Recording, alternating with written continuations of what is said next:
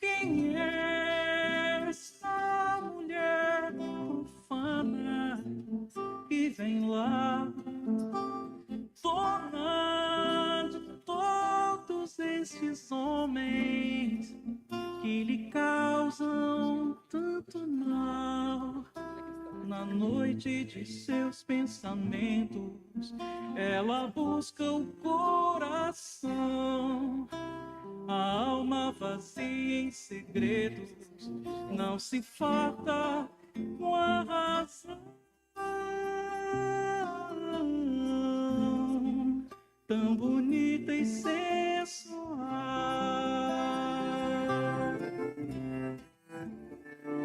é Maria Madalena, sofredora em sua cruz. É Maria Madalena, sofredora em sua cruz. Ela sofreu. Olá, pessoal, boa tarde. Vamos aos que estão chegando, vamos nos assentando. Estamos de volta para encerrarmos essa tarde de estudos sobre a doutrina espírita e a vida no mundo espiritual.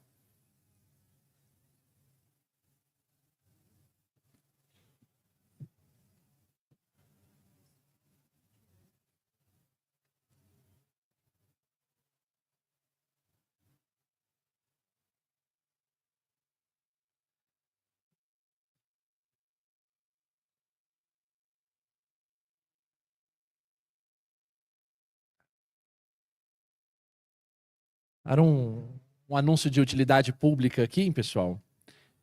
Temos 2 veículos que estão dificultando o ingresso, a entrada aqui no espaço do Congresso. Vou dizer as 2 placas e peço a gentileza, caso seja de vocês. Placa RCD 7E42, RCD de dado 7E42. E a outra placa, PQU 5I19. PQU 5I19. Por gentileza, as pessoas responsáveis pelos veículos se dirigirem até o local para poder fazer retirar o veículo do local, que está realmente atrapalhando a entrada dos veículos que precisam entrar. E o outro recado de utilidade pública também, por gentileza, não retirem as pulseiras que foram colocadas, por favor. Elas são para os 3 dias e garantem, inclusive, a separação para as entradas aqui no piso inferior, no piso superior e também os jovens que vão acessar o auditório hoje no decorrer do nosso dia aqui também.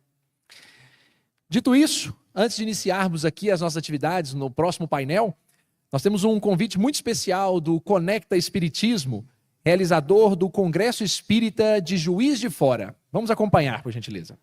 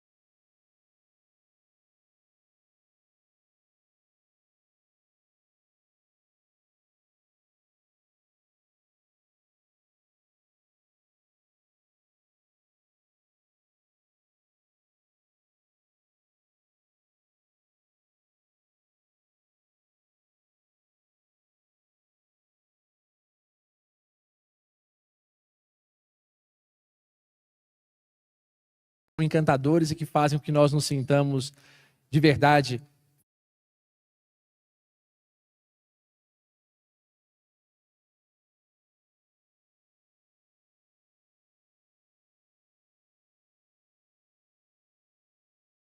a gosto, repassando aí para todos. Procurar, Congresso de Juiz de Fora, que vão encontrar isso daí fácil lá na internet também. Como o nosso amigo Enio aqui há pouco fez, e para que nós possamos de alguma forma pensar de maneira muito especial nesse tema do nosso congresso, nós gostamos também muito de deixar sempre a lembrança e o carinho para que todos possam ouvir que tem um tema totalmente ligado aqui à nossa terra.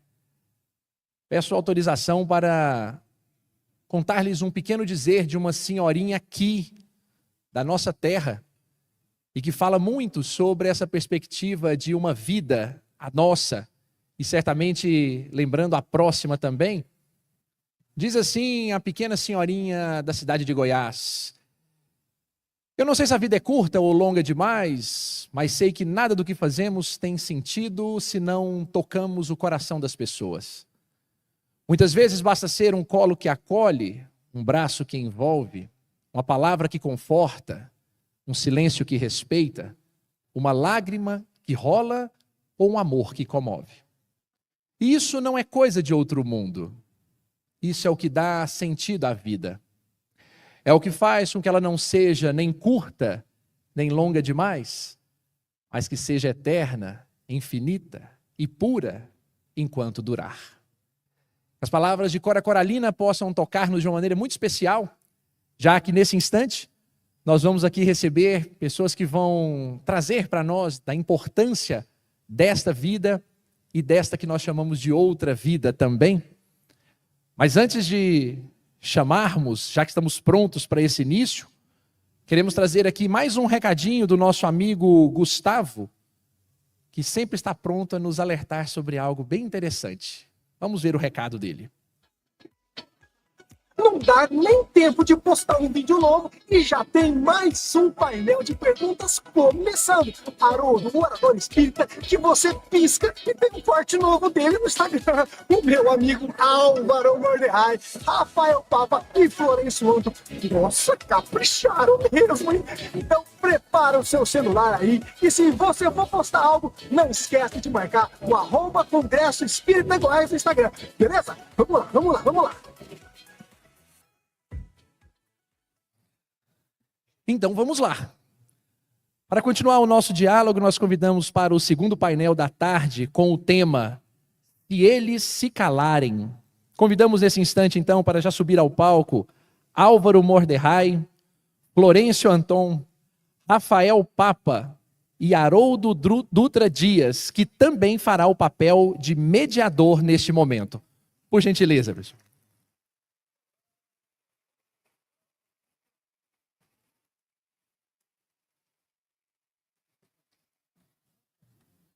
Você leva os microfones lá para eles enquanto eu vou.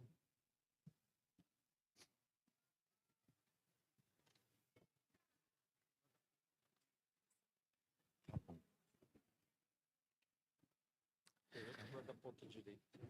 Álvaro Mordecai é expositor e estudioso da doutrina espírita, do Evangelho e do Antigo Testamento, conhecedor do hebraico e das leis e costumes judaicos em Israel. Florencio Anton, médium espírita, fundador do grupo espírita Sheila, da comunidade Maria de Nazaré, em Salvador, Bahia, graduado em enfermagem, pedagogia e psicologia, área em que atua atualmente, é mestre em educação e doutorando em difusão do conhecimento e recentemente tornou-se acadêmico do curso de medicina. Rafael Papa, expositor, escritor espírita, administrador na Universidade Federal de Juiz de Fora, mestre em administração, psicólogo e psicanalista. E Haroldo Dutra é juiz de direito, expositor espírita no Brasil e no exterior, estudioso de idiomas antigos e dos ensinamentos de Jesus, autor de várias obras, além de inúmeras palestras disponibilizadas em mídias sociais, doutor em neurociência e atualmente reside nos Estados Unidos, onde prossegue no pós-doutorado na Universidade de Harvard. Haroldo, pessoal, veio especialmente dos Estados Unidos para estar conosco no Congresso. A nossa gratidão, o nosso carinho. E passamos então a você, Haroldo, a palavra, já que será o mediador dessa nossa conversa da tarde. Estejam à vontade. Minhas amigas, meus amigos queridos, há mais de 15 anos eu tenho a honra de poder participar desse congresso promovido pela Federação Espírita do Estado de Goiás. E sempre venho e recolho e recebo muito mais do que a gente contribui com os estudos, com as reflexões, porque temos irmãos e irmãs muito queridos aqui em Goiânia, trabalhadores dedicados à causa espírita e um público maravilhoso que sempre vem, viajam, vem de vários lugares, acompanham o congresso. E hoje eu tenho a honra de estar sentado ao lado de amigos queridos do coração, pessoas com as quais eu tenho intimidade, conversamos muito naturalmente, com muito carinho sobre tudo quanto é tema, e já dividimos muitas coisas juntos. E hoje queremos compartilhar um bate-papo. Eu queria até ter trazido a pamonha, mas aí não resisti, comi antes. Então nós vamos ficar só com a conversa mesmo e deixa a pamonha com café para depois. Nós vamos bater um papo sobre vida no mundo espiritual, sob o enfoque da comunicação dos espíritos, do intercâmbio, da interação dos espíritos conosco. Afinal, nós somos a escola cristã no mundo, pelo menos por enquanto, que permite que os benfeitores espirituais se manifestem abertamente. Isso começou com o codificador. Nós temos um livro dos médiuns, nós temos uma codificação alicerçada na mediunidade, mas é preciso dizer, na mediunidade com Jesus. Quando Jesus diz, o meu fardo é leve e o meu jugo é suave, o jugo é um pedaço de madeira inteiriço, com 2 semicírculos. E você coloca o pescoço do boi no jugo, amarra, e tem um outro espaço, porque o jugo é sempre para 2. Quando Cristo diz que o jugo dele é suave, é porque ele está preso contigo. Se está pesado, é que você está preso com outra pessoa, não com Jesus. Você está no outro jugo. Aí fica pesado mesmo. Porque quando é o Cristo que está do teu lado, compartilhando das suas angústias, das suas provações, das suas expiações, dos seus aprendizados, das suas experiências, ele sempre cuida da parte mais complexa, embora não isente ninguém dos trabalhos da evolução espiritual. Na mediunidade não é diferente. O médium com Jesus é aquele que está no jugo. Ele tem um conjunto de disciplinas, ele está ao lado do mestre, ele tem um código de comportamento, ele tem um código moral, ele tem um código relacional. Isso dificulta. A curto prazo. Porque a médio e longo prazo, se você está na mediunidade com um jugo com outro que não é o Cristo, o preço é alto. Então nós, na doutrina espírita, conhecemos a mediunidade com Jesus. Na mediunidade com Jesus, o médium é servidor. Na mediunidade com Jesus, o foco é consolar. E para mim, os meus amigos aqui sabem, porque já vivemos muitas experiências nesse sentido. Não há consolo maior do que quando a mediunidade comprova para o seu coração que o túmulo não é o fim. E se você não entendeu o significado dessa consolação, é porque você não enterrou ainda uma pessoa que você ama. A mediunidade tem essa força. Tem essa força de abrir a imortalidade da alma para a gente. Mas não nos enganemos. Essa consolação não é para todo mundo.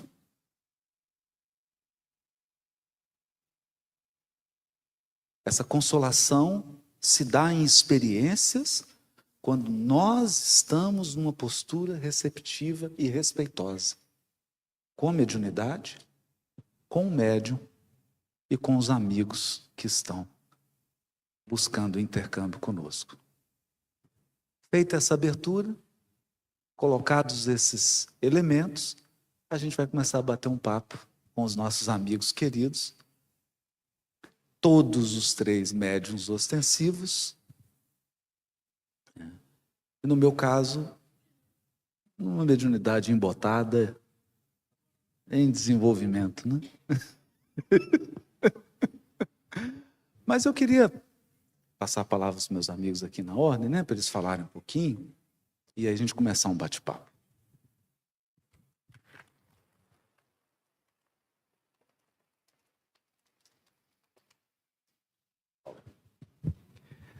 Boa tarde, queridos amigos e amigas. Eu devo dizer que é uma alegria e uma honra enormes estar de volta à cidade de Goiânia para a construção do conhecimento espírita através das narrativas da mediunidade, que é, em verdade, aquilo que me confere um sentido para viver. Eu sou médium desde os 8 anos e enfrentei diversas situações extremamente desafiadoras. Evidentemente que eu não vou estar aqui compartilhando nenhum tipo de postura vitimista, mas apenas trazendo narrativas com um intuito de construção de conhecimento a partir das mesmas. E os espíritos não me pouparam nenhum tipo de experiência ostensiva, de modo que, em uma determinada ocasião, Carlos Bernardo Loureiro, talvez o último cientista espírita da leva clássica, em conjunto com Lamartine Palhano Júnior, tenha dito que a nossa experiência mediúnica reconta o livro dos médiuns inteiro. Na nossa casa, éramos apenas 4 pessoas. Meu pai, minha mãe, eu e minha irmã, além das nossas cuidadoras, é claro. E naquela oportunidade, com 8 anos, os espíritos passaram a promover uma série de experiências extremamente significativas no campo dos efeitos físicos. O que gerou em mim e em minha irmã, particularmente, uma espécie de medo diante daqueles fenômenos que eram diferentes. E por parte do meu pai e da minha mãe, uma certa desconfiança surgida a partir de todo o contexto supersticioso do nosso país, porque eles atribuíam os fenômenos ao fato de que a nossa casa estava localizada em uma encruzilhada. Era uma casa mal assombrada. Vocês imaginem isso. E os fenômenos foram se consolidando a tal ponto que os espíritos conseguiam puxar os nossos lençóis, inflavam os lençóis, acendiam luzes, apagavam luzes sem contato de mão humana. Fato, enfim, que me fazia buscar a segurança do quarto dos meus pais. E é importante eu trazer aqui, na condição de psicólogo, aos pais espíritas que acolham seus filhos diante das manifestações do terror noturno, porque, de fato, eram situações extremamente amedrontadoras. E o meu pai, incompreensível diante daquela manifestação, me expulsava do quarto e, machista que era, dizia que eu precisava enfrentar os meus medos. Então, eu voltava para o epicentro do fenômeno, onde um espírito que eu e a minha irmã chamávamos de espírito do guarda-roupa se manifestava e que, posteriormente, nós identificamos como sendo um padre jesuíta. Essa situação só se reconfigurou a partir de uma experiência impactante que eu vivi com a minha avó. Minha avó, profundamente espiritualizada, médium, extremamente sensível e empática aos descompassos psíquicos da mediunidade que aflorava no seu neto de 8 anos, me chamava sempre para orar. Minha avó poderia ser enquadrada naquilo que as ciências sociológicas têm estudado sobejamente no Nordeste, na questão da espiritualidade que capilariza a cultura do povo nordestino como sendo uma benzedeira. Eu não sei se aqui no estado de Goiás vocês encontram pessoas dessa natureza. E era uma coisa linda aquela manifestação de minha avó.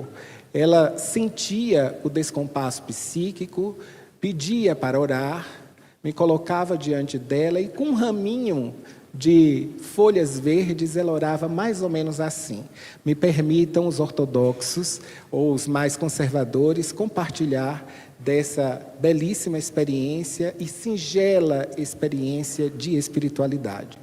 Então ela dizia assim: Florêncio reverendo Antônio Neto, se te botaram olhado, quebranto, espanto, usura, inveja, ambição e olho grosso, eu a retiro.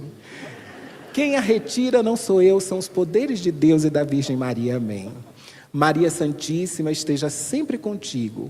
O teu anjo de guarda, com a permissão de Deus, te guarde e te livre das astúcias do Satanás, visíveis e invisíveis. Em nome do Pai, do Filho e do Espírito Santo. Amém. Nesse dia especial, ela nem bem havia terminado a oração e eu percebo um espírito na porta do quarto. Eu vi a entidade como aquelas emissões caloríficas que o asfalto libera em dia de muito sol. E, de repente, 2 mãos morenas e magras retiram uma espécie de capuz e eu posso identificar uma mulher que falava. Mas eu não ouvia fisicamente a voz. A sua voz reverberava na minha caixa craniana. E ela dizia: diga à sua avó que eu estou aqui. E eu repetia o que a mulher me orientava.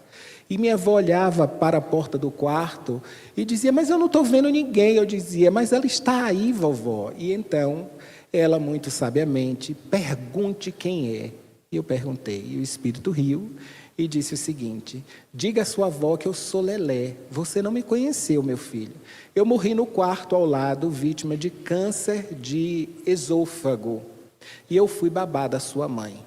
E eu contei isso para minha avó. Quando eu disse o nome Lelé, minha avó se levanta e faz assim: Virgem Nossa Senhora! E silencia. E a partir dessa experiência, a relação dos meus pais com a minha mediunidade passou, digamos assim, a ser tranquilizada.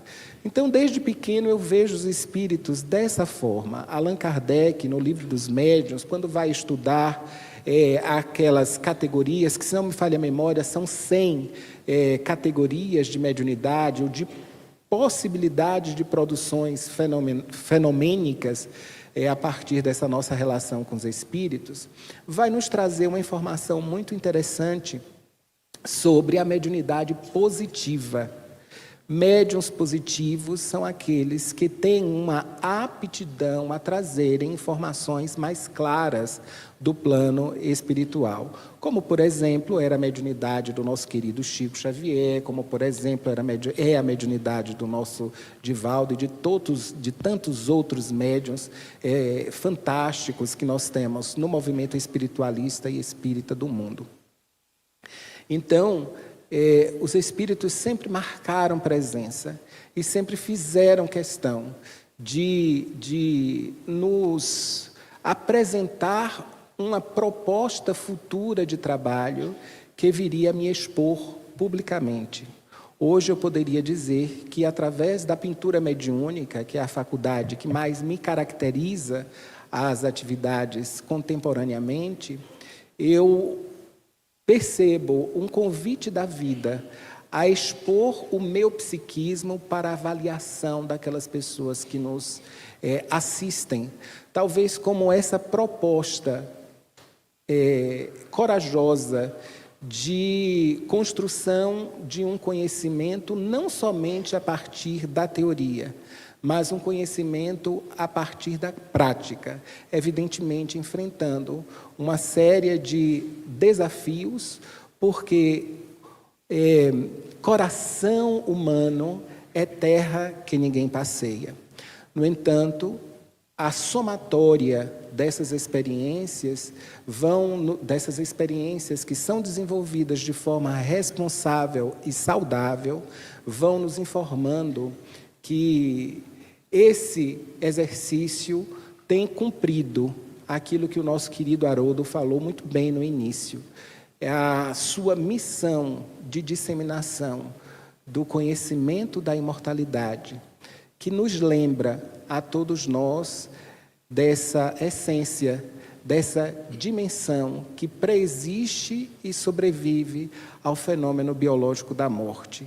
E não há nada mais consolador, de fato, do que nós nos sabermos vivos, e ainda mais de nós sabermos que, para além da tumba, os nossos amores prosseguem vivendo, interagem conosco, nos inspiram melhores caminhos, sentem saudades e quando desejam, ou melhor dizendo, quando desejam, deveriam tocar o telefone ou usar o telefone da mediunidade para nos dizerem estamos presentes.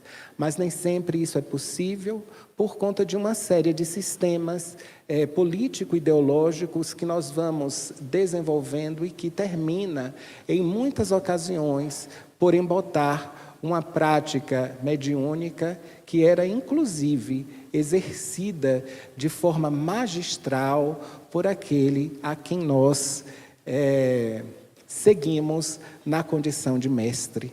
Para Jesus, a manifestação do Espírito não se estabelecia sob critérios de obediência de hora, de lugar e de pessoa. Até mesmo na praça pública, enquanto ele estava reunido com aquela turba, a mulher hemorroíça toca-lhe a fímbria da roupa e recebe dele a virtude da cura. Entre outras experiências maravilhosas que nós poderíamos estar trazendo para a nossa reflexão. Então, eu sou aquilo que nós poderíamos chamar de médium com uma missão de disseminação da proposta da imortalidade através do exercício público da pintura mediúnica. E tenho encontrado até hoje no Espiritismo esse roteiro que me ajuda a desenvolver, a despeito de todos os desafios que enfrento, essa faculdade que é, em verdade, o meu sentido para viver. Então, muito obrigado a vocês por estarem me oportunizando esse espaço para partilhar dessas experiências.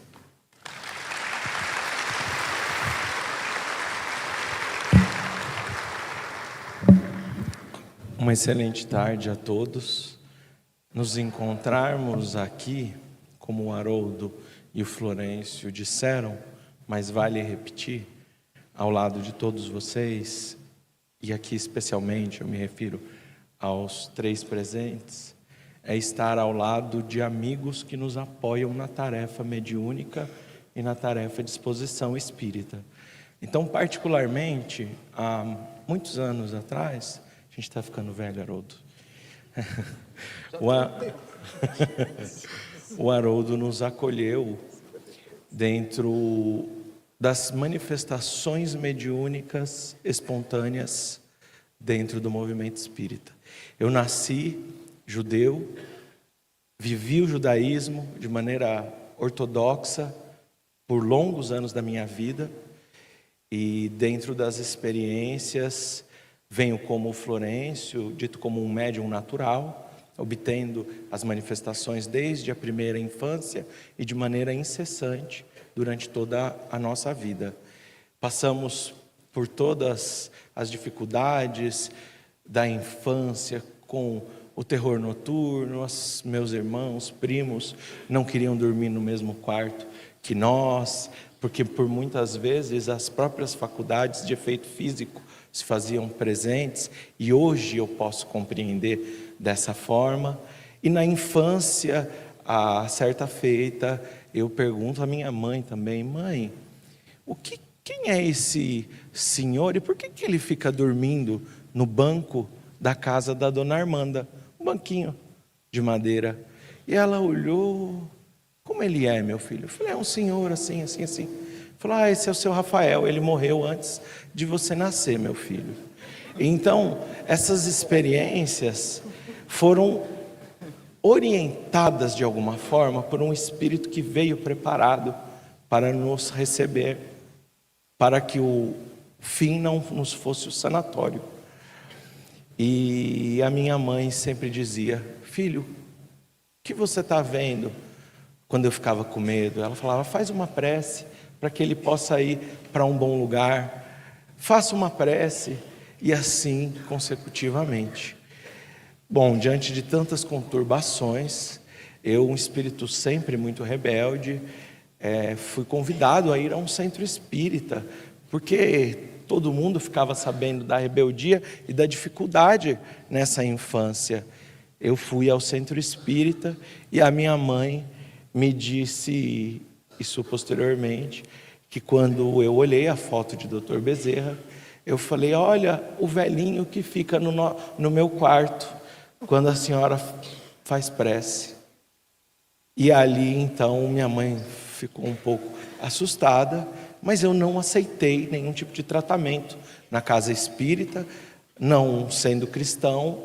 Eu, inclusive, quando criança, colocava a minha cadeira de costas quando alguém ia falar, muito rebelde. Mas me encontrei no judaísmo, vivi o judaísmo, e a religiosidade por si só, a conexão com o divino, cessou um pouco, ao menos os fenômenos mais conectados à obsessão, à mediunidade patológica. Em dado momento da vida, eu acabo deixando de ser religioso como judeu ortodoxo, vamos assim dizer. E quando eu quero viver vamos assim dizer, uma juventude normal, já com 20 e poucos anos, eu encontro a obsessão com os fenômenos mediúnicos variados, tanto fenômenos inteligentes como fenômenos de efeito físico, ao ponto de se materializarem espíritos diante de pessoas, luminosos diante de pessoas que me acompanhavam. Eu digo que a minha vida paralisou, e nesse momento de muita dificuldade, aquele anjo bom que me foi enviado, minha mãe, quando eu rompo, depois de muitos anos de sofrimento, com o orgulho todo por ser judeu, por procurar a doutrina espírita, ela me dá um livro, o livro dos médiuns. E aqui fica registrado uma observação que Jesus faz a Tiago: a luminosidade não impede, por maior que seja a caminhada de ascensão, mas sim as pequenas pedras do caminho. Na psicografia de Humberto de Campos. Eu quero dizer que, não tendo conhecido o Espiritismo, o livro dos médiuns foi a maior resposta, e a resposta para quase todas as dúvidas íntimas que eu vivia. Então, um livro, entre aspas, considerado por nós espíritas complexos, e que muitas vezes, quando procura-se um centro espírita, demoram-se anos para que possa se obter esclarecimentos quanto à mediunidade. Rompi com aquele preconceito, fui às escondidas procurar o espiritismo, às escondidas, porque o meu orgulho era grande, mas a minha dor era maior. Diante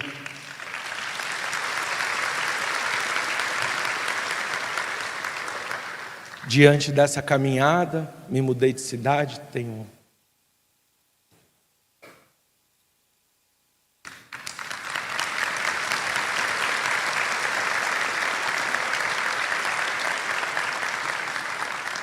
amigos queridos aqui sentados, onde o primeiro congresso espírita que eu vim na minha vida foi esse, para assistir há anos atrás. Fui acolhido em Barreiras por alguns desses amigos, e eu comecei a minha jornada primeiro de transformação, mas com muita dificuldade. E aqui eu não digo em nome desses irmãos que até hoje me acompanham e me assistem. Mas eu digo em nome de algumas dificuldades que nós espíritas colocamos em prol da mediunidade. Encontrei dificuldades de expressar o que me era natural e corriqueiro no dia a dia. E é por isso que eu digo que o Haroldo me acolheu. Porque quando eu, observando as presenças espirituais ao seu entorno, diante das palestras, falei, eu tenho uma coisa, Haroldo, mas eu não sei se eu posso te contar, porque eu não fiz o curso de mediunidade. E o Haroldo me disse, Álvaro, comigo conte tudo. E assim foi com a Jussara Korngold, com o professor Severino Celestino, e as faculdades mediúnicas, muitas vezes, eu não podia expressar no centro espírita. Mas esses amigos me acolheram para que, de alguma forma, eu já vou passar para você, senão fica aqui até.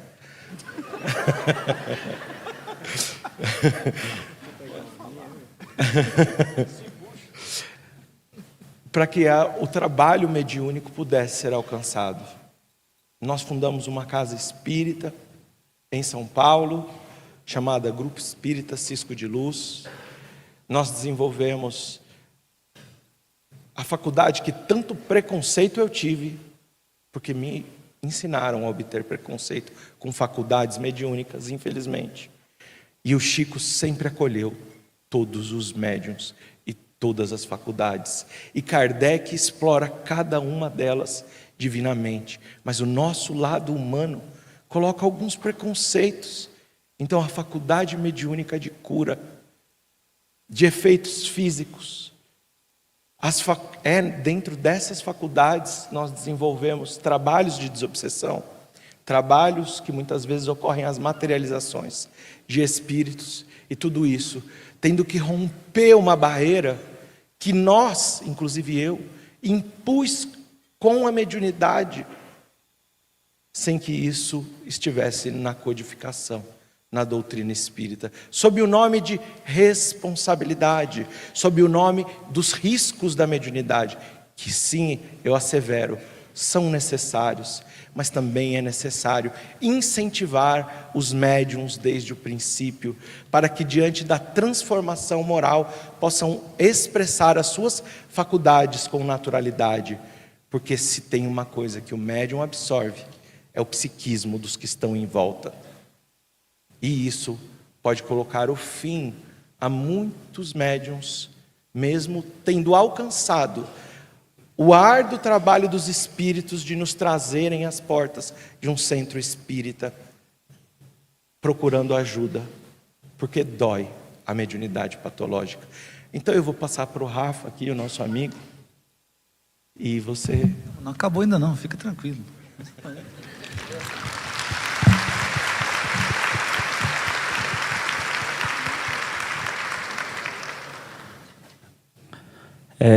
Diante dessa responsabilidade, né, muito bonito, os 3 depoimentos. A princípio, Haroldo disse que não é médio ostensivo, mas quando ele sobe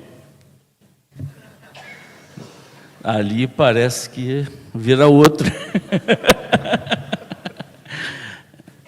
E me recordo, como ele já sabe, né, que uma vez, pensando em suicídio, eu estava no telefone, andando, não era espírita na época, eu tenho 8 anos de espiritismo, não é muito tempo. Na época a mediunidade ainda fazia parte, mas eu não sabia bem o que era. Mas estava lá uma palestra de um jovem rapaz, né, chamado Haroldo Dutra Dias. Fez uma época jovem, né? E aquela palestra de 2 horas foi em Brasília, 2007, em Brasília, né? 2010, né? Então aquela palestra salvou minha vida. Então, de qualquer forma, a voz, né, também cura. Então aquilo evitou naquela noite o meu suicídio, ele sabe disso, né? A minha derradeira vontade de tirar a vida. Então, por isso sou muito grato a esses 3 amigos, né, essas pessoas.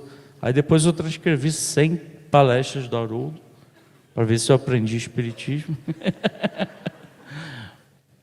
Algumas viraram livro, né? E o trabalho começou. Então, e tudo diante do que eles falaram me chama muita atenção, porque a mediunidade é algo que precisa, assim como nós não podemos esquecer dessa mesa que ela tem um calço, né? Se você tirar uma parte desse calço, a mesa fica bamba. Se nós tirarmos a ciência da doutrina espírita, nós deixamos as coisas meio confusas. E Kardec constituiu a doutrina dos espíritos a partir da observação de fenômenos. Fenômenos. Através da psicografia de Florencio, em Salvador, a minha sogra parou de perturbar a vida da minha namorada. Porque ela falou, não é possível este homem ter desenhado isso em 5 minutos. Então, graças à pintura mediúnica dele, a gente conseguiu trazer. E nós não podemos esquecer que Kardec levou praticamente 1 ano duvidando das cadeiras, né? Tentando provar que elas não existiam.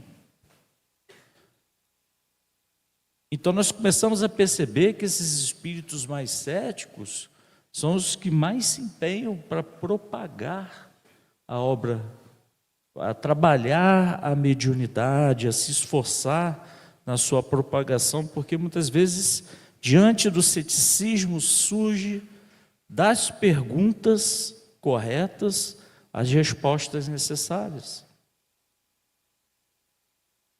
Então é necessário a continuidade, como nos ensina Herculano Pires, no livro Centro Espírita, das investigações mediúnicas. Assim como Álvaro Florencio, eu passei há 2 anos a escrever por um espírito chamado Hamed e sofri retaliações por isso, dizendo que não era o espírito, que o espírito só escreve por um médium, que eu só posso escrever em tal lugar, em tal hora, e não aceitaram.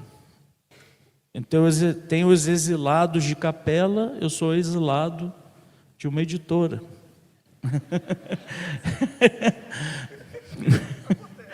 Então, eu sou exilado. Mas eu fui para um planeta bom, viu? Não foi tão ruim.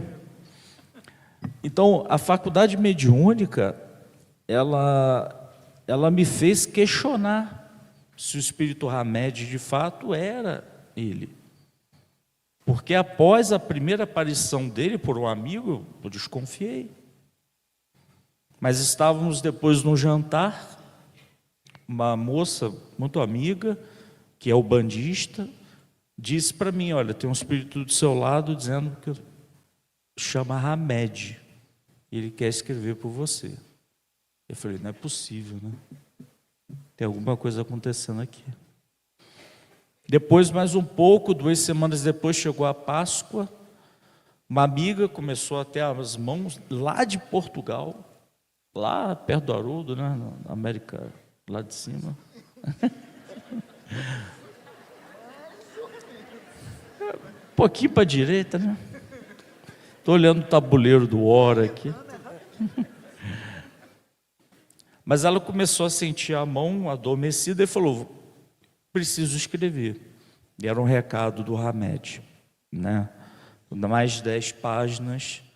E eu continuei sem acreditar, porque as pessoas diziam que não era o espírito, e eu ficava buscando esse conhecimento universal proposto por Allan Kardec. Então, outra amiga recebeu uma mensagem psicografada de Resende, né? Que ela trabalha muito com o espírito Charles Pierre, um espírito que trabalha muito a questão oftalmológica, né? um médico espiritual, e eu também não acreditei. Aí foi a chance derradeira, né? Quando a mesa mediúnica da FEEGO, a casa de vocês aqui, que eu tomei o ultimato do Espírito Hamed, inclusive por áudio, né? A Ivana até, cadê a Ivana? Tá aí, gravou o áudio, né? Prova ali, e muitos outros amigos tiveram a percepção.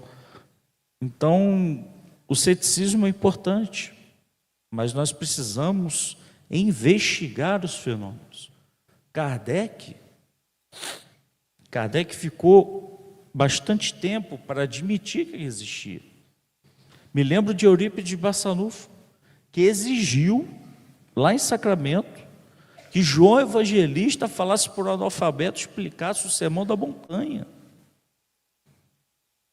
E João Evangelista veio e explicou o Sermão da Montanha.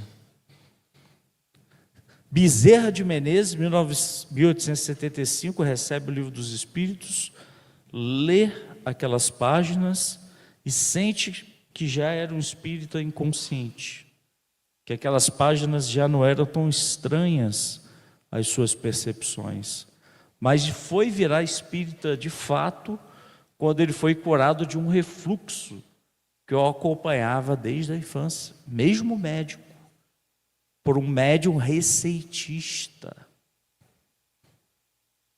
E a grande preocupação é: e se Bezerra de Menezes não tivesse recebido essa cura? Será que essa cura não foi providencial para o despertar? E Bezerra de Menezes acompanha esse médium por 3 anos, até que enfim se declara espírita publicamente, uma vez que já era um homem parlamentar, uma figura pública, e teve muita coragem de vir a público para falar de si mesmo.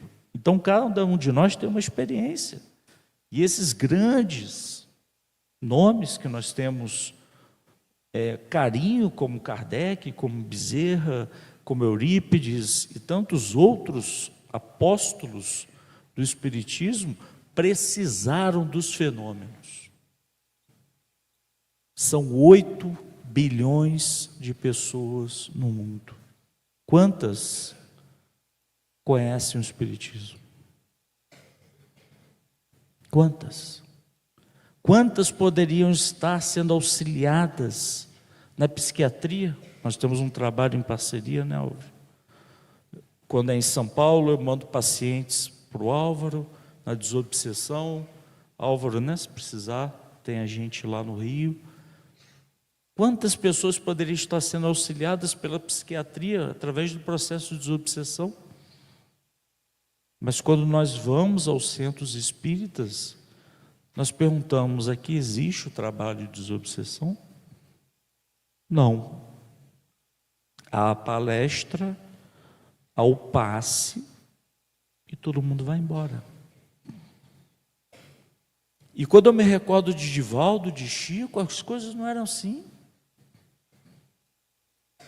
Chico receitava através de Bezerra de Menezes. Quantas pessoas foram curadas através das receitas de Chico Xavier? Quantas vezes Divaldo Franco não recebeu espíritos que morreram de forma mais precoce, mas foram consolados, os seus pais foram consolados, porque Divaldo recebe aquele espírito que morreu, desencarnou, porque a mediunidade era algo natural, ocorreu nas fazendas, pessoas botavam aqueles mesões, vitrolas voavam. José Passini, conhece o José Passini, né? Teve a experiência de uma vitrola voando, uma vitrola. Esse rapazinho aqui, né, já flutuou também. Vou contar aqui, mas depois você conta.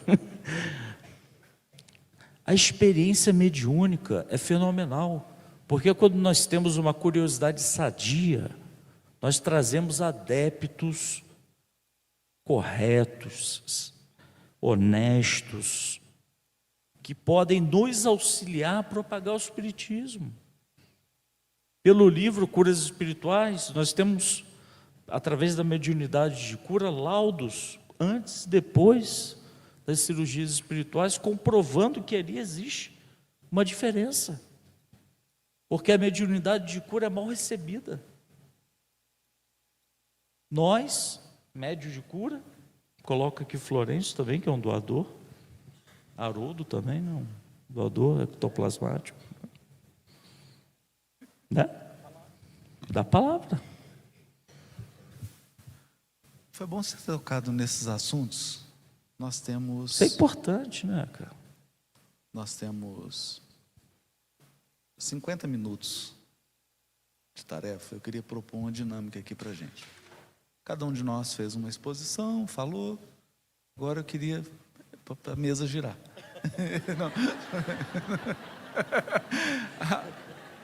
a mesa girar. Então, eu vou trazer alguns temas, a gente fala rapidinho sobre esses temas. Vou trazer duas coisas aqui importantes para a gente conversar. E dois casos bem rápidos para ilustrar, para a gente poder comentar. Kardec fala que o Espiritismo está na natureza, gente. Então, quem está procurando o Espiritismo na codificação não entendeu. A codificação é a ata da reunião. O Espiritismo está na natureza. Está claro. Kardec fala assim: em todas as épocas da humanidade, em todos os locais, o fenômeno espírita esteve presente. Coube a Allan Kardec registrar e, com a sua mente vigorosa, separar o trigo do joio. O que era interpretação mística, fantasiosa, e trazer um tratamento do fenômeno, um tratamento do bom senso. E aplainou o caminho para a gente. Eu estou dizendo isso, gente, pelo seguinte: mediunidade não é propriedade de espírita, gente, pelo amor de Deus.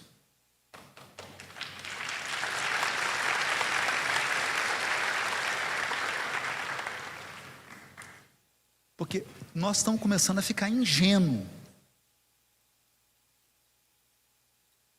E o Kardec falava universalidade do ensino dos Espíritos. Universalidade.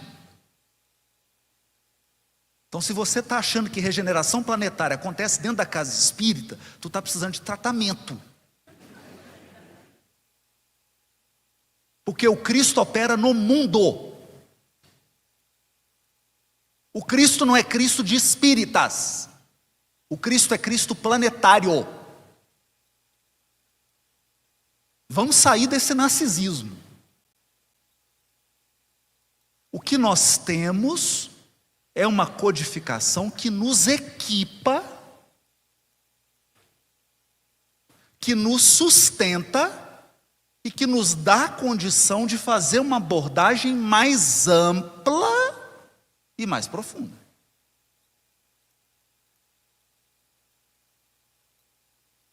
Então não fica acreditando que você tem controle sobre a mediunidade, não. Porque você será objeto de chacota no seu velório, como foi Frederico Figner no livro Voltei. E não sou eu que estou falando, não. Ele fala. Ele queria controlar o fenômeno mediúnico. E está aqui. Sou Frederico, só desculpa, eu não estou falando do senhor, não. Eu estou narrando o que o senhor falou no livro, é o que ele falou no livro, né? Eu não tenho nada a ver com isso, só que escreveu, né? Então, temos controle, gente. Vamos parar com isso. O fenômeno mediúnico decorre de uma lei universal. Existe um elemento espiritual e um elemento material. O estudo do elemento espiritual, Kardec deu o nome de espiritismo. O estudo do elemento espiritual. Ele ainda diz assim: a ciência estuda o elemento material. o Espiritismo estuda o elemento espiritual. Isso tem que estar claro para a gente. Eu vou contar 2 casos. Vamos falar um pouquinho sobre isso? A experiência de vocês com a universalidade do fenômeno. E eu queria só trazer 2 casos bem rapidinhos. Eu conversava com o Quincas Veloso, um amigo querido, em Monte Carmelo. E o Quincas disse que um dia ele chegou, ele estava num processo assim, de muito radicalismo, de muito ortodoxo, né? E aí o Chico se aproximou dele e falou assim: meu filho, água destilada é tão pura, é tão pura, é tão pura que não serve para beber. Aí o Quincas percebeu. Porque é o seguinte, gente, eu só gostaria de lembrar que você é um espírito de 3ª ordem no mundo de expiação e prova. Então, se você está esperando ficar perfeito para trabalhar, eu tenho uma péssima notícia para te dar. Porque quem vai te aperfeiçoar é o trabalho. Então, nós temos que ter a humildade de praticar a mediunidade de espírito de 3ª ordem em mundo de expiação e prova. Seja humilde. Porque trago essas verdades em vasos de barro, para que a glória seja do Pai. Paulo. Vamos falar um pouquinho sobre isso? Vamos falar um pouquinho? Vamos. Sobre isso.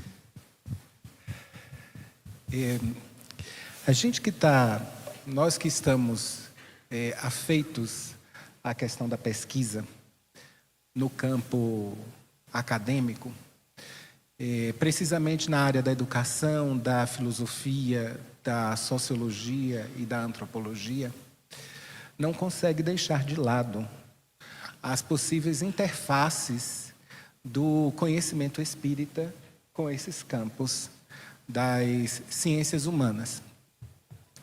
E eu me lembro que, na elaboração da minha tese, eu me utilizei de um antropólogo português chamado Boaventura de Souza Santos. E Boaventura de Souza Santos diz que toda ciência, na sua crítica a esse modelo ortodoxo, disjuntivo, redutor, extremamente limitante, que impera na ciência e que, inclusive, em algumas ocasiões, dificulta o estudo das dimensões espirituais do ser humano, nos informa que nós precisávamos observar a ciência de um outro lugar, ou do lugar de que toda ciência tem vocação para ser uma ciência autobiográfica, e dentro deste campo nós falaríamos de uma pesquisa implicada, onde o mito da neutralidade passa a ser diluído, e por fim, é uma consideração muito extensa, que eu me permito apenas citar essa primeira e agora a última, ele nos afirma que toda ciência precisa cumprir a sua vocação de se tornar senso comum. Isso significa dizer que o conhecimento que nós adquirimos no plano da prática mediúnica não pode se limitar ao intramuro das instituições espíritas.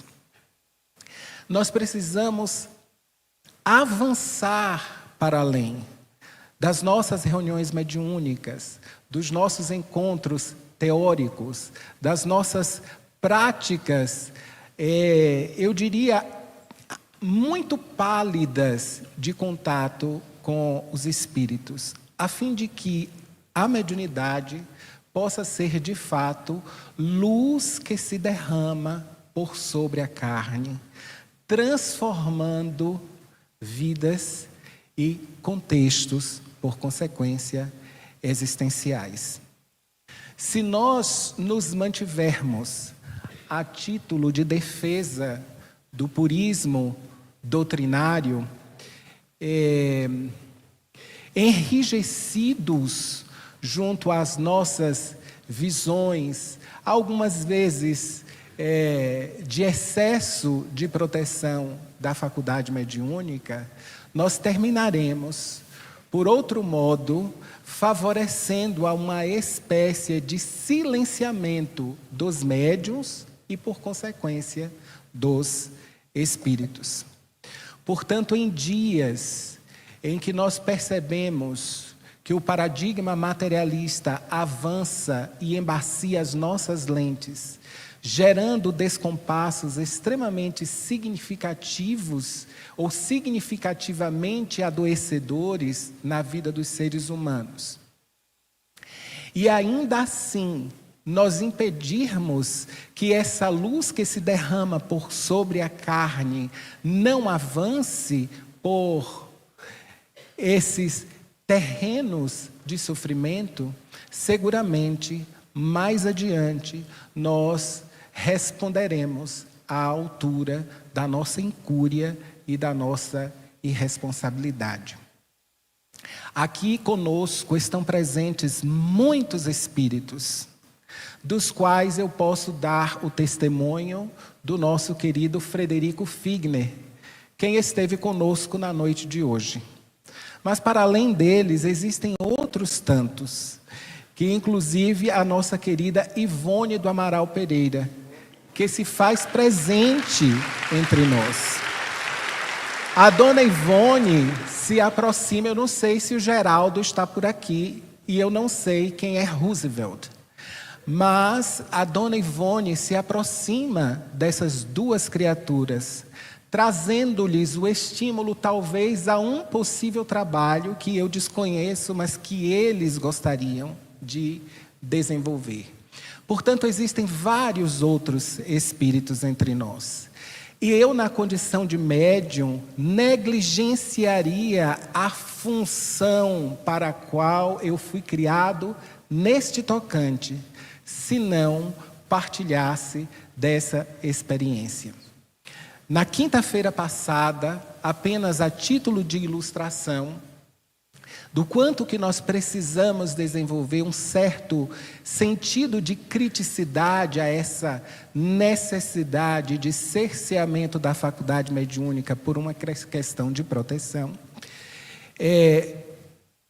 contribuiria, ainda que de forma indireta, para o suicídio de um jovem de 22 anos, se não lhe trouxesse a mensagem do seu pai desencarnado. Estávamos numa reunião doutrinária. Normalmente nós dizemos que as reuniões doutrinárias não são reuniões para comunicações dos espíritos. E eu estava lendo um trecho do livro Que é o Espiritismo, de Allan Kardec, e curiosamente o texto falava sobre essas questões.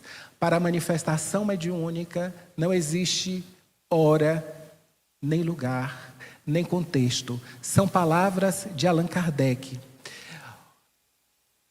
No Evangelho, nós ouvimos, não sabemos de onde o Espírito vem, nem para onde ele vai.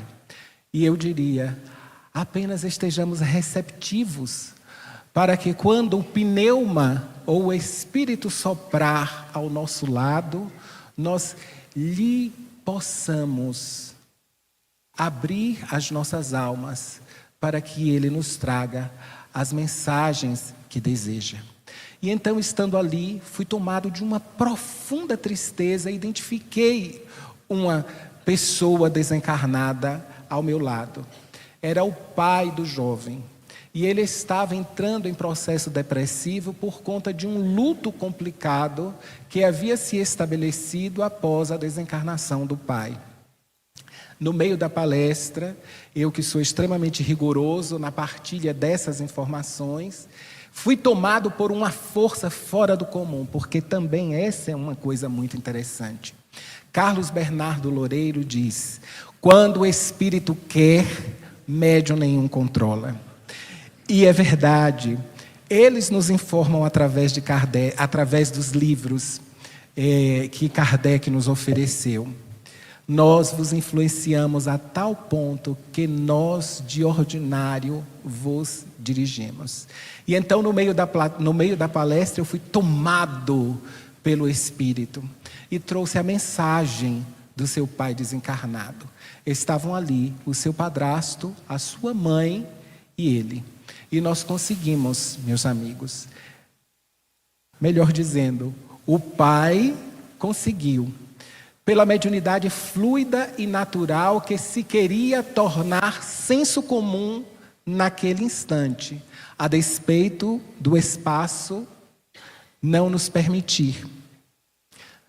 Ele conseguiu evitar com que o seu filho desencarnasse no dia seguinte. Portanto, foi uma experiência muito bonita. E trago mesmo essa reflexão, já que tudo que nos foi oferecido por Allan Kardec, ou boa parte do que nos foi oferecido por Allan Kardec, é originada no exercício da ciência espírita que ele dizia ser. Essa nossa prática, digamos, que aqui no Brasil se transformou em prática massivamente religiosa. Toda ciência tem vocação para ser autobiográfica, assim como tem vocação para ser senso comum. Que nós possamos cumprir com o nosso papel. Deixemos que a mediunidade séria, responsável, orientada pelos princípios espíritas, se derrame por toda a carne como luz que transforma, liberta, consola e ampara.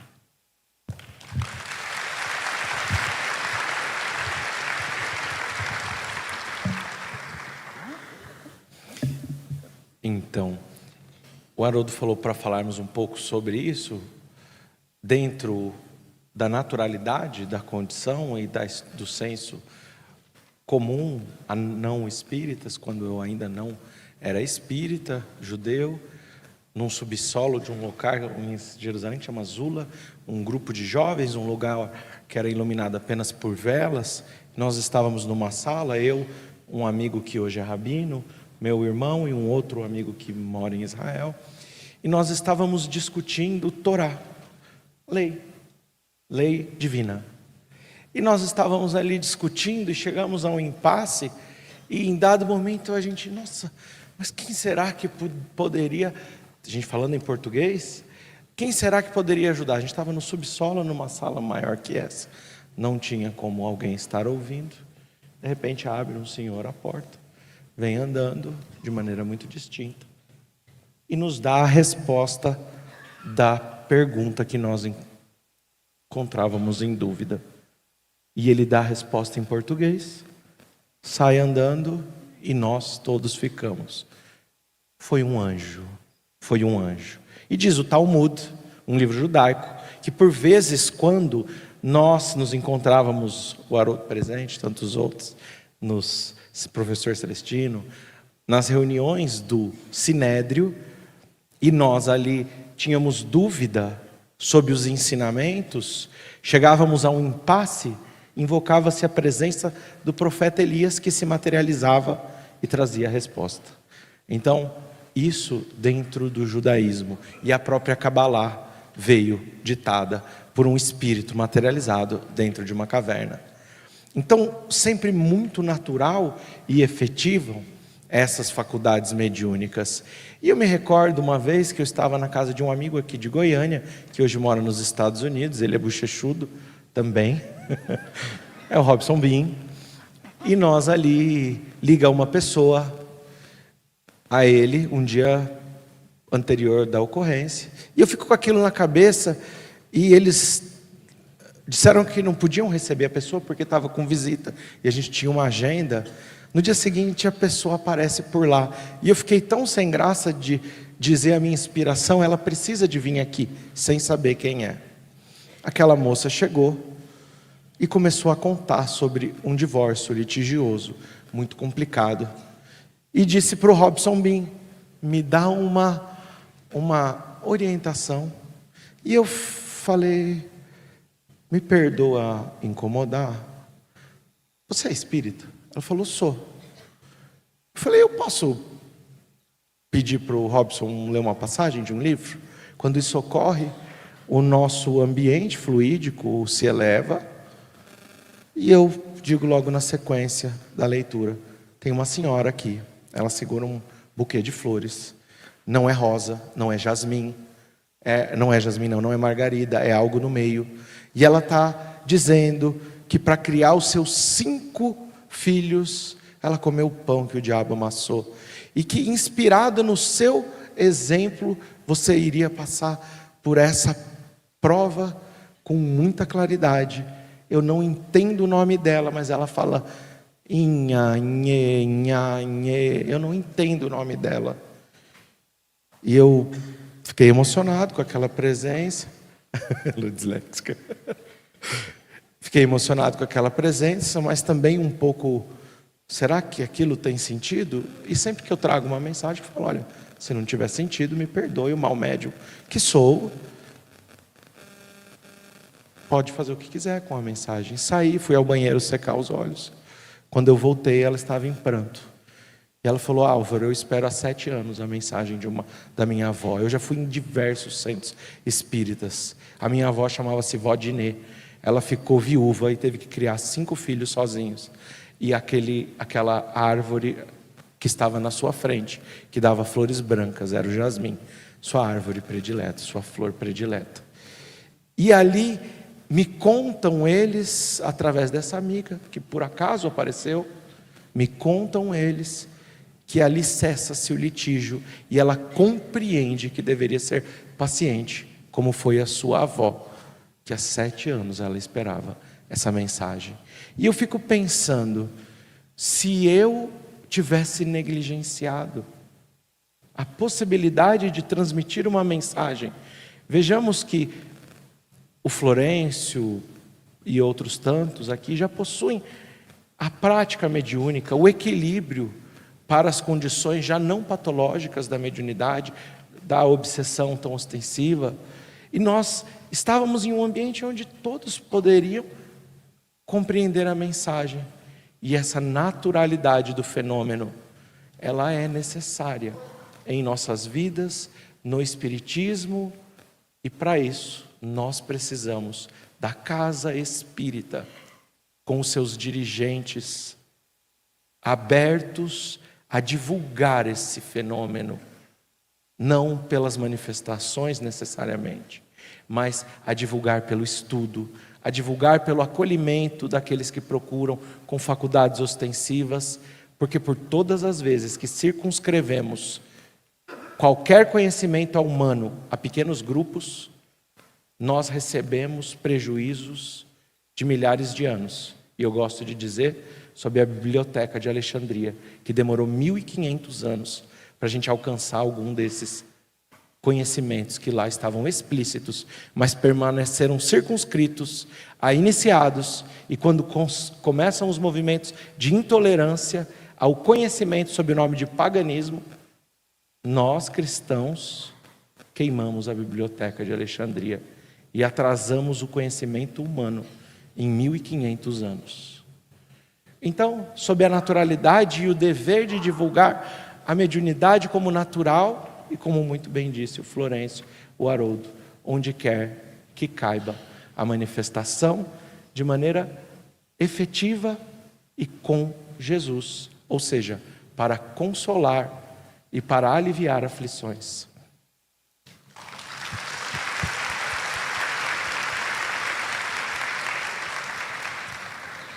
Eu quero contar aqui eu quero falar um pouquinho mais de prática, né? Para a gente poder se envolver um pouco mais sobre essas questões.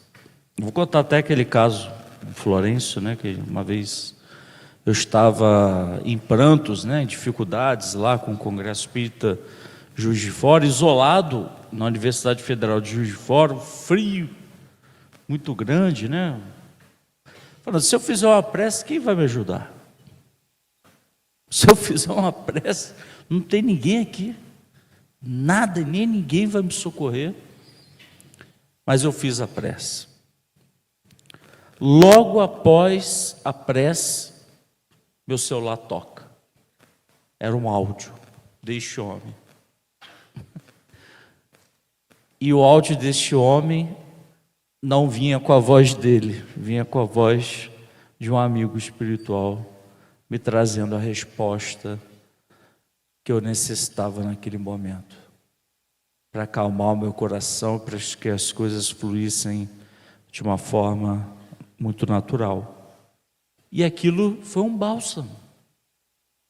Agora você imagina se nós esperássemos a reunião mediúnica dele lá para receber essa mensagem. Foi uma manifestação natural, extremamente importante para aquele momento. A gente sabe que um congresso envolve muitas coisas e muitas vezes a gente está perdendo essa naturalidade, como o Álvaro disse. Cursos muito engessados. O Espiritismo é para ser estudado a vida inteira, não só por 3 anos. Eu não me capacito em 3 anos, o estudo é contínuo. Kardec já dizia isso para a gente.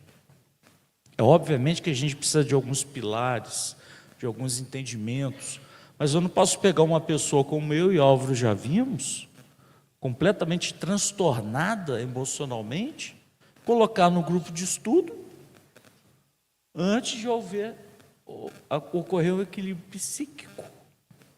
E existem muitos jovens médiums que não conseguem ter acolhimento nos centros espíritas.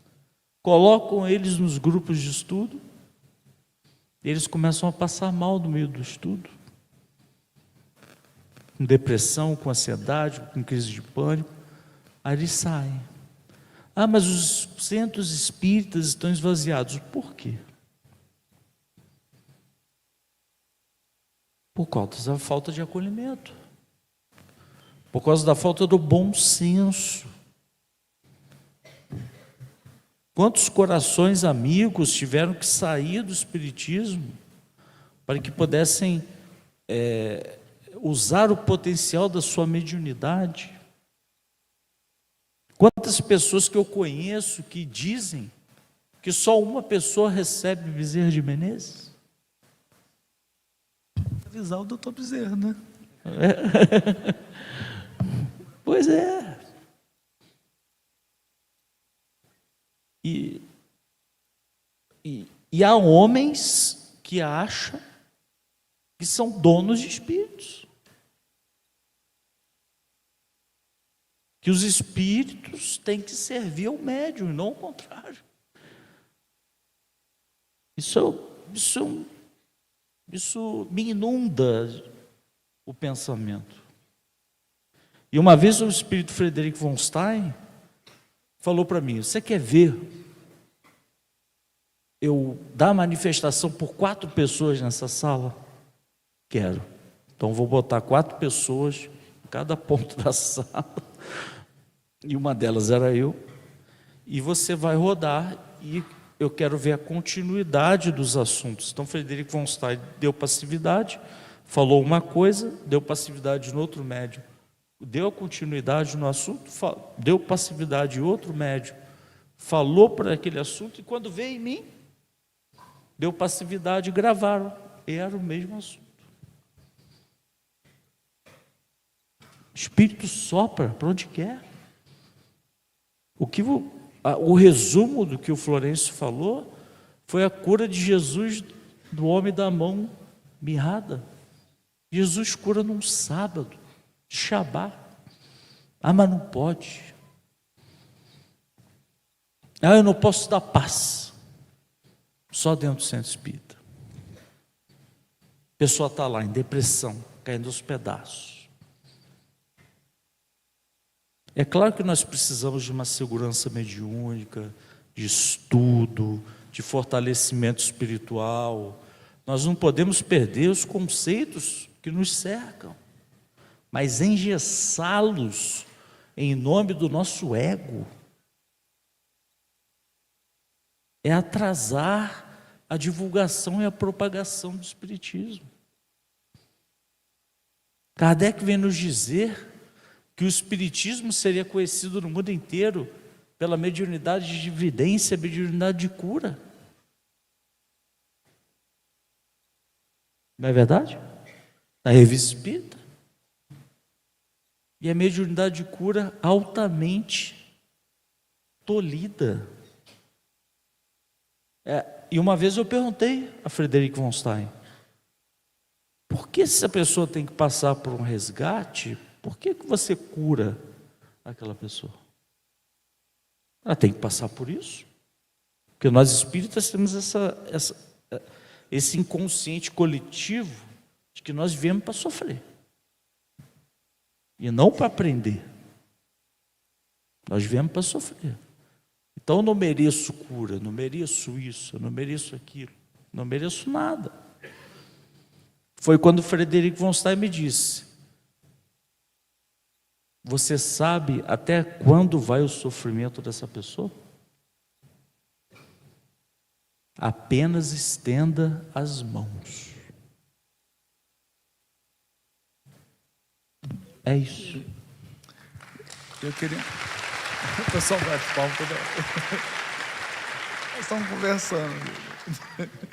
O pessoal bate palma toda hora, tá vendo? Bacana. Eu certa vez estava trazer isso aqui para a gente caminhando já, né? Nós temos até 18h30. E um amigo contou uma coisa muito curiosa. Ele vinha com um senhor de São Paulo.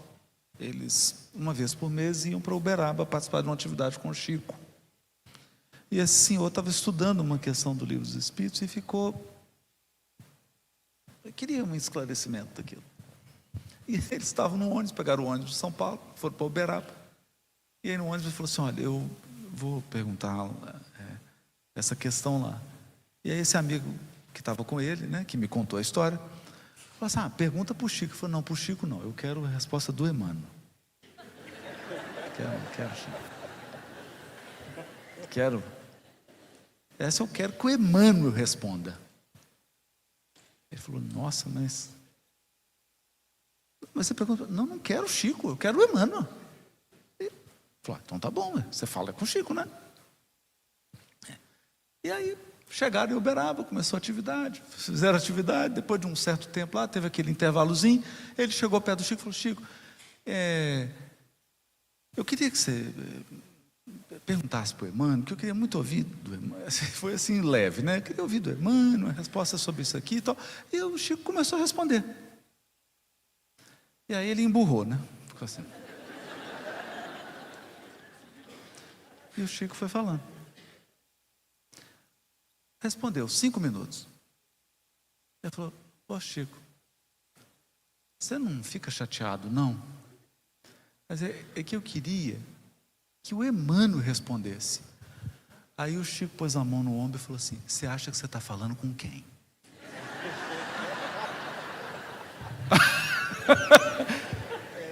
Não dava para perceber.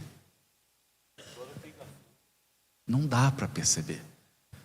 Então, igual no pinga-fogo. Então, você vê no pinga-fogo, aí, dicas. Assista o pinga-fogo. Quando ele começa a fazer assim com a cadeira, ó, é André Luiz, o Chico. O Elahá não, o Chico. É o pinga-fogo do Chico, não é o do Elahá. Quando ele começa a balançar a cadeira assim, ó, é André Luiz. Aí você vê aquela linguagem mais médica. Quando você tem ele está mais, aí vem algo assim, aquela pergunta, por exemplo, do Velho Testamento, mano, vai mudando, a gente não percebe. O nosso sonho é que o exercício da mediunidade com Jesus na seara espírita alcance esse grau de naturalidade. Percebe? Então, sem exageros, sem movimento, sem rituais, porque não são necessários. Podem ser âncoras para a pessoa chegar na naturalidade, porque, gente, a disciplina antecede a espontaneidade. Livro roteiro, Emmanuel. Então, quando a mediunidade chega num ponto estuante, ela é natural. Então eu vou contar mais um casinho aqui. E essa é a pessoa, Anabelle, esposa do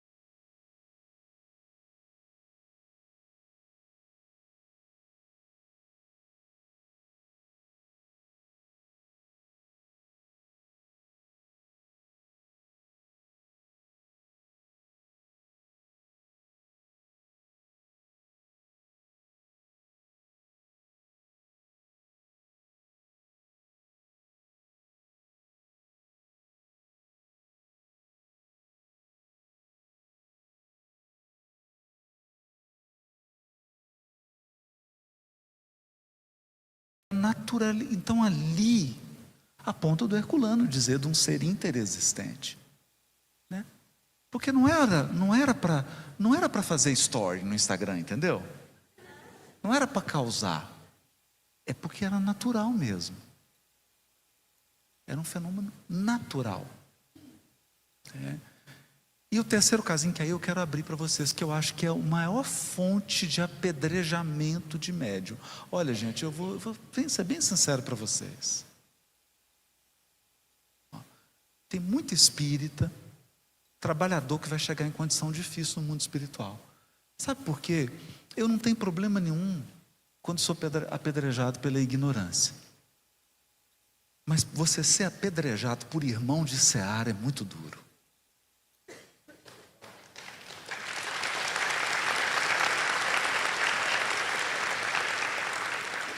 Porque eu vou te falar uma coisa, se você está estudando você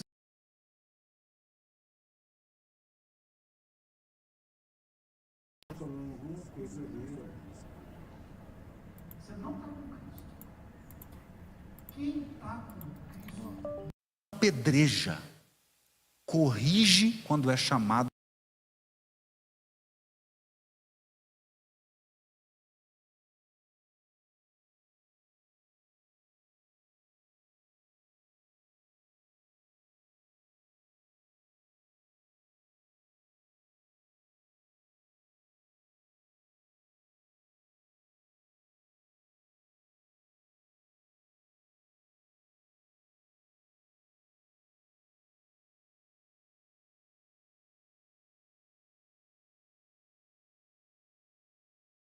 Estava bem. Chegou na terceira mensagem que ele leu, o filho, a mensagem de um filho para a mãe. A hora que ele leu, a mãe chegou e falou assim: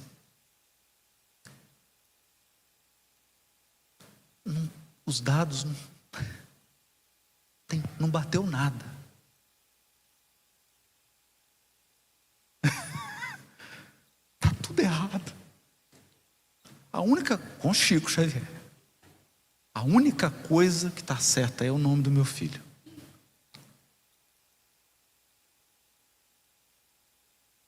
Aí apagou a luz. Pediram para fechar. O Chico falou assim: fecha tudo, peça por favor para as pessoas saírem.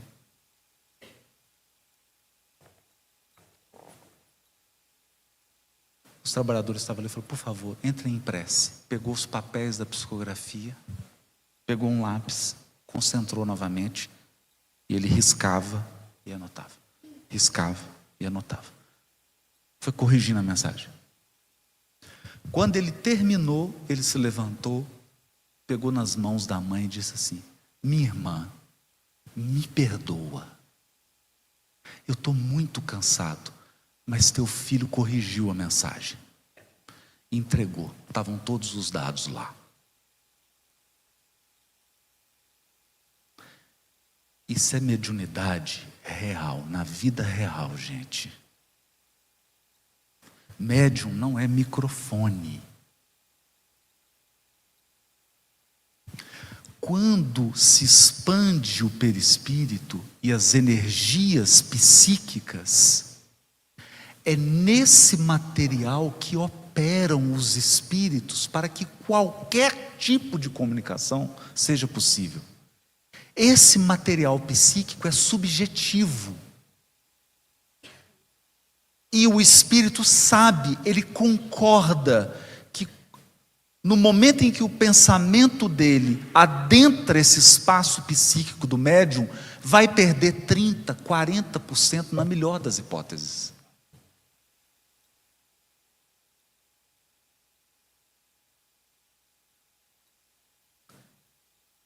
E nós temos que entender isso. Nós já tivemos reunião mediúnica, eu amarrei o médium, não foi? Amarrei ele todinho, não foi? Amarrei o médium. E aí o perispírito expandiu. Ele estava amarrado. E a cada meia hora acendia a luzinha azul e na psicofonia o mentor dele falava assim: Mr. Dias, vem verificar se ele está amarrado. A cada meia hora o espírito mandava verificar, estava amarrado. Quando o perispírito expandia e os espíritos começaram a tocar, tiraram meus óculos, tocaram a gente todo, né? Passaram a mão no cabelo.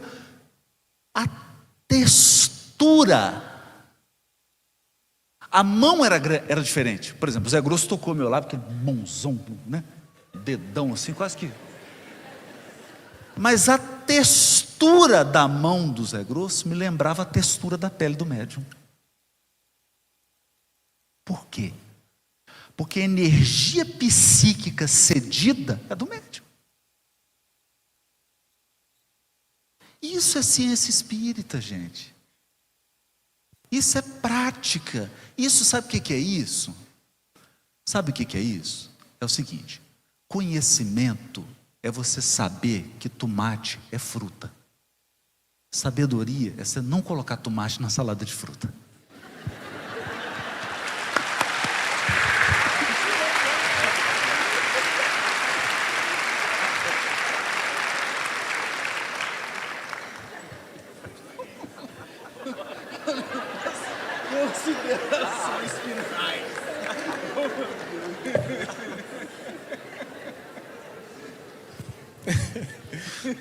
Olha, Haroldo abre precedentes assim interessantíssimos.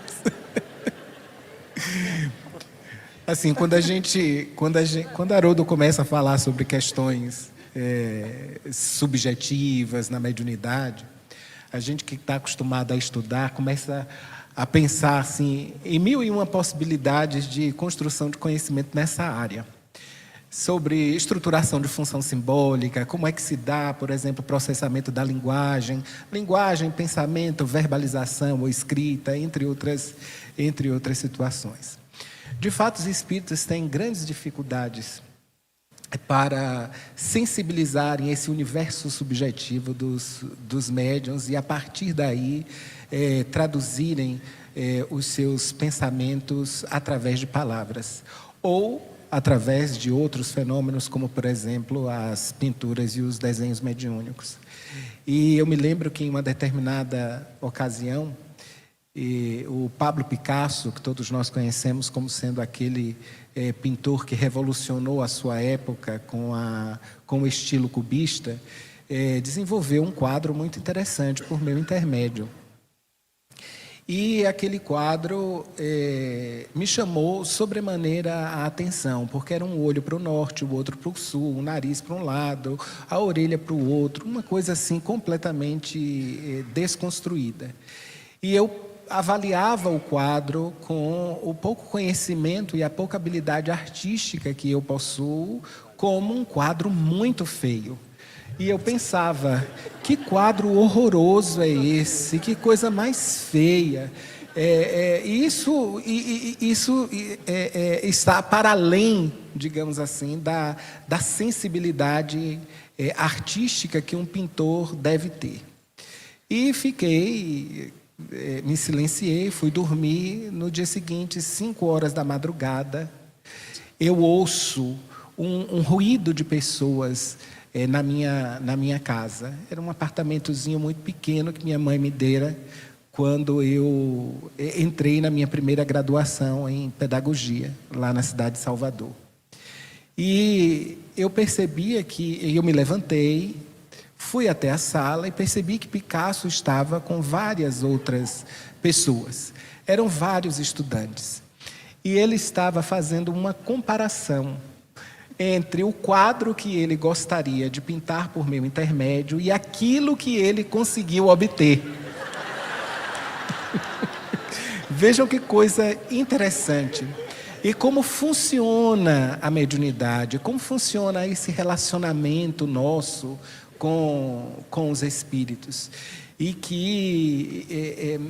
de cujas, digamos, estruturas e engrenagens nós podemos, inclusive, com o auxílio da ciência ordinária, construir conhecimentos significativos da nossa própria estrutura física, de como funciona, enfim, os nossos corpos acionados pelas mentes extracorpóreas. Coisa que, enfim, nós, os espíritas, abandonamos, mas que, graças a Deus, nos últimos 50 anos, nós temos visto as ciências ordinárias, com pesquisadores valorosos, desenvolvendo pesquisas interessantíssimas nessa área e que estão convergindo, se não para a comprovação do espírito efetivamente, mas, pelo menos, para o entendimento dessas experiências cerebrais não ordinárias que compõem, por assim dizer, aquilo que nós chamamos fenômeno mediúnico. E aí, naquela oportunidade, eu percebia Picasso fazendo a comparação. E, de fato, era uma distância muito grande. Eu, na condição de médium, não havia conseguido traduzir ou interpretar em 100% o pensamento do espírito, que eu acho que, inclusive, é impossível, dado esse universo, digamos, psicológico, sociocultural, que nos constitui enquanto médiuns. E ele fazia avaliação. E eu voltei a pensar, e eu disse, meu Deus do céu, mas ainda assim, mesmo o quadro no plano espiritual, o quadro está horroroso. Que coisa feia. Aí ele se virou para mim e disse assim, Florencio, meu filho, para me criticar, precisa ser conhecedor de arte. Se não for conhecedor de arte, tem que ter sensibilidade às cores. Se não tiver sensibilidade às cores, há que, no mínimo, se abrir para o conhecimento. Mas se não tiver nenhum dos três, meu filho, santa paciência, há que romper com os elos da ignorância. E sumiu. Então, diante da faculdade mediúnica, que nós possamos efetivamente nos abrir à oportunidade de aprender. Os espíritos, eles estão sedentos de nos proporcionarem aporte de conhecimentos e de saberes, que as nossas limitações ainda, os nossos preconceitos, os nossos muros ideológicos não permitem ou não nos permitem acessar. Então, eu espero que num congresso dessa natureza, desse porte, nós possamos pensar a mediunidade de forma mais flexível, fazendo com que ela se derrame, volto a dizer, por toda a carne, como luz que consola e liberta, através do conhecimento daquilo que nós somos. Porque os espíritos só querem uma coisa, nos fazerem lembrar que nós somos imortais. Encerrar? 2 minutos. Vocês fecham? Pode fechar. Bom, eu me recordo há pouco tempo atrás, a filha de um médium que trabalhou efetivamente com Jesus na mediunidade, foi passar uma semana em nossa casa espírita, trabalhando, acompanhando todos os fenômenos que ali aconteciam, dado que o seu pai estava habituado, e ela desde a infância, com aqueles fenômenos mediúnicos. E algumas semanas antes, um espírito passou a manifestar-se e me perguntavam os amigos da reunião mediúnica: quem é esse espírito? Eu falava: não sei quem é, não sei. Ele não disse quem ele é para mim. Bom, quando essa amiga está em nossa casa espírita, inclusive o Florencio, à distância, alguns dias depois, falava sobre uma chuva, mandou uma mensagem no WhatsApp sobre uma chuva de amor perfeito, a flor que caía. E ele insistiu: comente. Quando eu comentei, ela falou: são as flores que Chico colocava nas cartas a meu pai. E ela ficou muito emocionada, e eu espontaneamente recebi aquele espírito, e ele fez o trabalho que deveria fazer. Ao final, ela conversou longamente com o espírito, falou: você sabe quem é esse espírito, Álvaro? Eu falei: não tenho ideia. Ele começou a aparecer tem algumas semanas. Ele falou: desde 1967 eu não conversava com o meu pai, ouvindo a sua voz. E eu falei: a senhora sabe por que a senhora conversou com ele? E ela disse: não. Eu falei: porque eu não sabia que era seu pai. Porque senão, naturalmente, eu teria cerceado, por conta da carga da responsabilidade do nome desse médium. Então, eu sei que nós temos uma parcela de orgulho de não querer errar como médiums. Mas eu também sei que muitas vezes, quando espíritos se apresentam com nomes conhecidos, sem que venhamos a analisar a mensagem, nós nos habituamos a criticar e desconfiar e emitir aquela energia psíquica que o médium absorve tanto do encarnado quanto do desencarnado. Então, eu deixo aqui apenas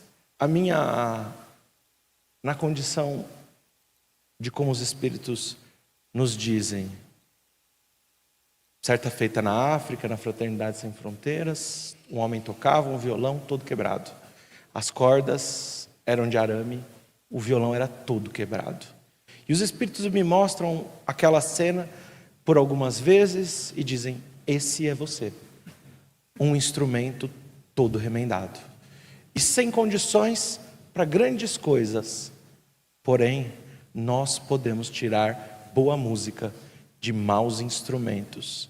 Que sejamos todos conscientes, como médiuns imperfeitos, como aqueles que oferecem segurança mediúnica no desenvolvimento, acolhimento aos sofredores que vêm às casas espíritas, que devemos inspirar confiança e principalmente confiança com responsabilidade, que não é amedrontar os médiuns, mas sim oferecer conhecimento doutrinário.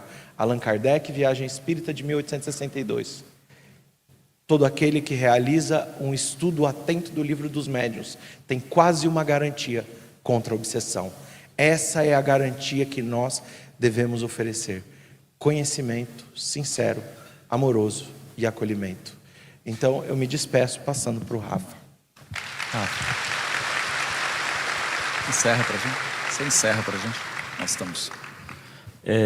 Pessoal, para me despedir, em nome da chuva de pétalas que desce dos céus, né? Eu gostaria de passar o microfone para uma pessoa muito especial, para que todos nós possamos, nesse momento, em nome da mediunidade, nos conectarmos com Jesus, para que essas pétalas se façam presentes em nosso coração e a gente viver uma experiência com o sagrado. Então vou passar esse microfone para o Florencio, para ele fazer uma prece, meu irmão.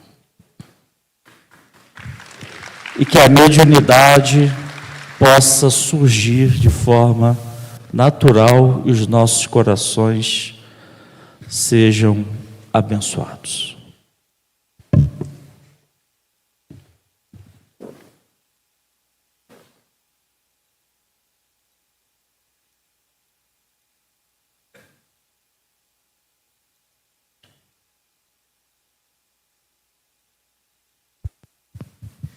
Senhor Jesus,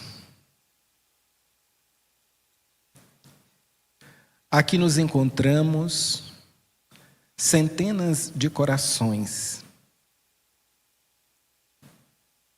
que ousamos entrar na Tua divina presença.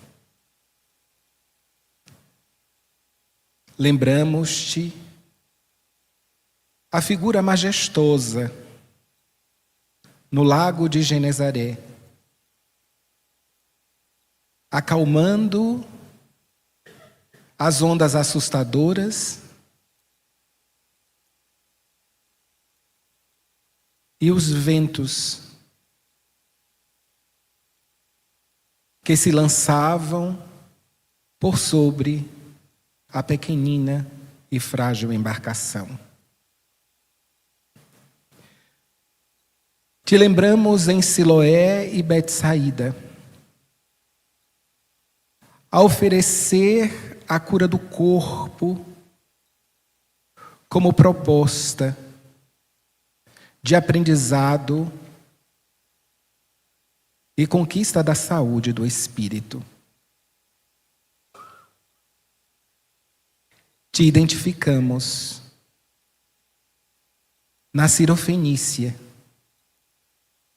junto à mãe sofredora que lhe buscava o concurso curador para sua filha doente.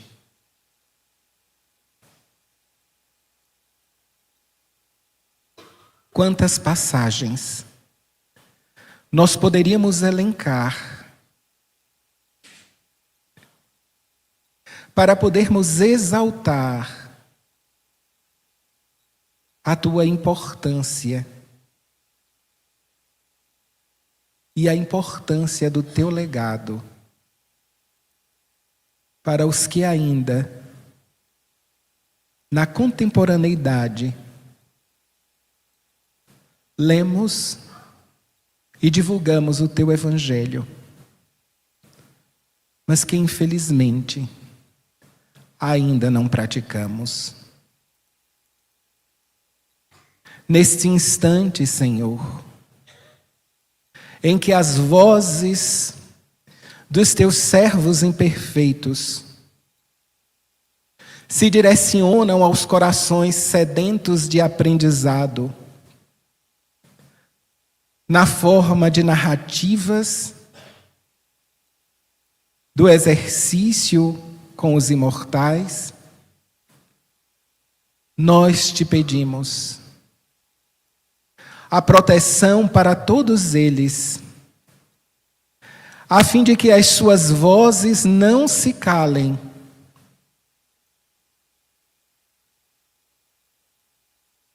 para que a luminosidade da vida imortal, na forma das mensagens que porventura consigam trazer, leve a todo canto e ao coração que sangra e chora o bálsamo da esperança e do consolo. Desce, Senhor, com os teus mensageiros, por sobre esses corações humildes que aqui nos reunimos.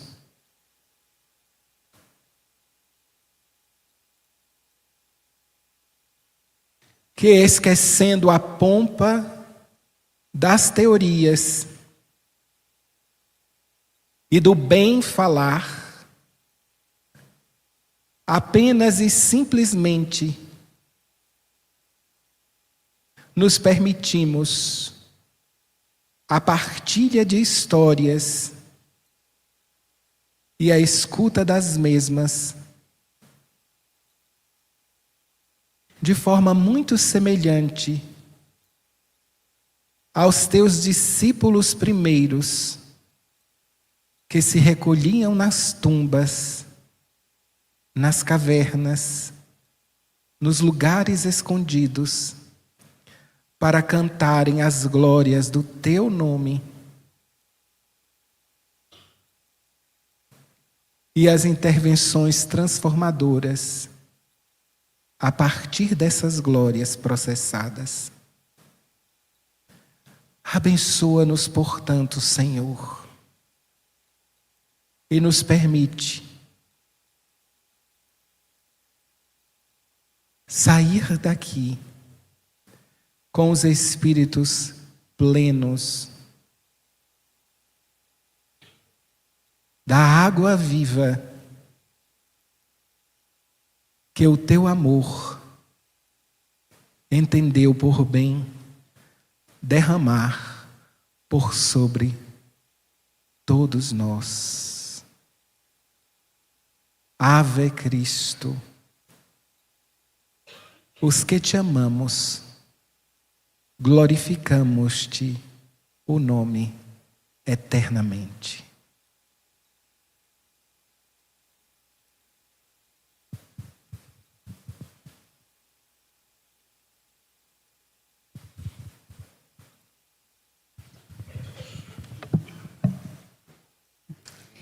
Queríamos pedir para ficarem ali, por favor, Haroldo, para tirar foto, os 4. Vamos agradecer, né, gente? Que sensacional. Uma dádiva. Quem não gostaria desse abraço agora? Nosso profundo agradecimento aos convidados por essa troca de conhecimento que amplia o nosso olhar sobre a vida e o mundo espiritual.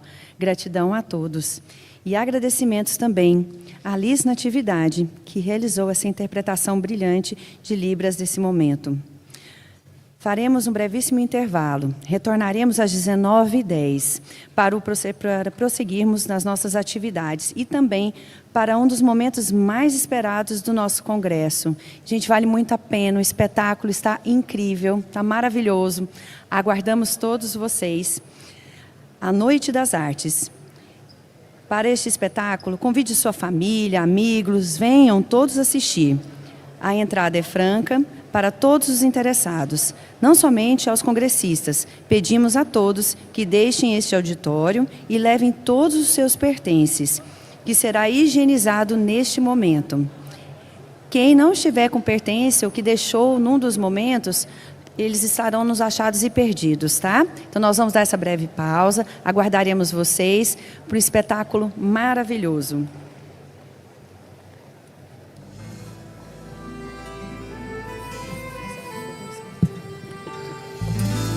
Reforçamos, pessoal, a importância de todos se ausentarem do salão nesse momento para que nós possamos fazer o cuidado das cadeiras e preparar aqui para o espetáculo que vai iniciar nesse instante, assim que voltarmos. Às 19h10 o salão vai estar aqui prontinho para recebê-los novamente. Muito obrigado e até logo mais.